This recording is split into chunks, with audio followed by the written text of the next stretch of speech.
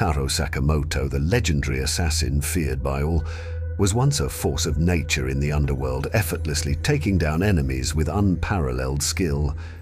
But one fateful day, his life took a surprising turn when he wandered into a shop and met Aoi, a young woman who captured his heart. The two married, had a daughter called Hana, and Sakamoto traded his deadly lifestyle for a quiet, peaceful existence running a small store. Over the years, the once lean assassin grew out of shape, his imposing presence replaced by the appearance of a gentle family man.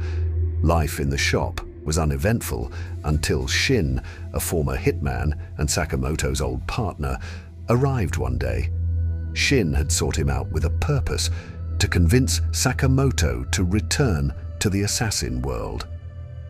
But before they could talk, a child playing in the store accidentally spilled ink on a gruff customer's pants, nearly sparking a confrontation. Sakamoto intervened, grabbing the man's hand with quiet authority. The man quickly backed down, and Shin, watching from the sidelines, realized the quiet store owner hadn't lost his edge. Apparently, Shin, he has a unique psychic ability to read minds. This ability of his had been invaluable in his line of work.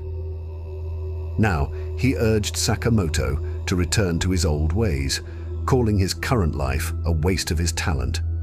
But Sakamoto refused. His family and his shop were his priorities now, and he had no desire to return to the bloody world he'd left behind. Disappointed but still holding respect for his former mentor, Shin got to his car, silently admiring Sakamoto, even in his less imposing, fat form.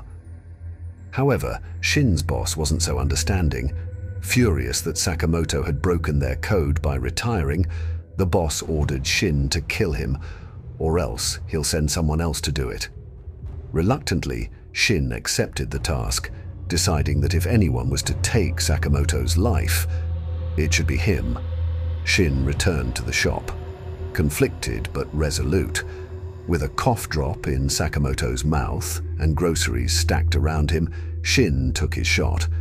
But Sakamoto deflected the bullet with a flick of the cough drop, then vanished among the aisles using the shop as his battlefield.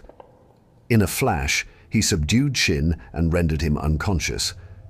When Shin awoke, he found himself on the second floor of Sakamoto's shop. Over the meal, Shin truly understood why Sakamoto left his life as an assassin, the desire for a peaceful existence with his family.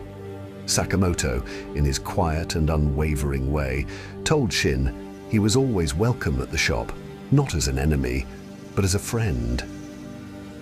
Moved, Shin returned to his boss and begged him to spare Sakamoto, even offering his own life in exchange. The boss pretended to agree, but secretly plotted to eliminate Sakamoto anyway.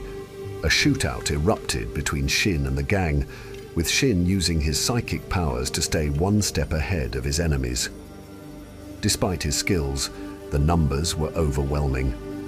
Just as the situation seemed dire, Sakamoto arrived, armed to the teeth with weapons from a secret armory hidden in his shop. He effortlessly took down the gang, saving Shin in the process. After the dust settled, Sakamoto revealed that he had bugged Shin, allowing him to listen in and track him down.